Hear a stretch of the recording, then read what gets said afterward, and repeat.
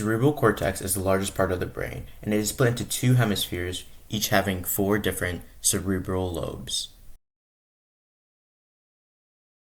Let's take a closer look at the 4 major lobes of the cerebrum. The frontal lobe, located at the front of the brain, behind the forehead, plays a major role in voluntary movement, speech, personality, decision-making, and emotional regulation. It also contains the prefrontal cortex, which helps for planning, judgment, impulse control, and complex problem solving. Next, we have the parietal lobe, and it is positioned near the top and back of the brain. The parietal lobe processes sensory information from the skin and tongue, including touch, temperature, pressure, and pain. It also integrates spatial awareness, body orientation, and aspects of visual processing.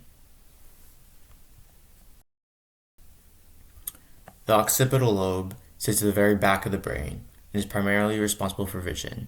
It contains the primary visual cortex, which interprets visual signals from the eyes. The lobe helps you recognize shapes, colors, motion, and depth. Located on the side of the brain is the temporal lobe. The temporal lobe is involved in hearing, language comprehension, and memory formation. It contains the auditory cortex, which processes sound, and structures like the hippocampus, which plays a key role in forming long-term memories. Temporal lobe also contributes to recognizing faces, understanding speech, and interpreting emotional meaning in sounds.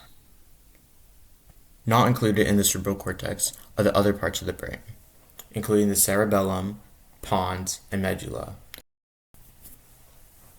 The pons, medulla, as well as the midbrain, make up the brainstem, and the cerebellum is another part of the brain, which is the second largest in volume.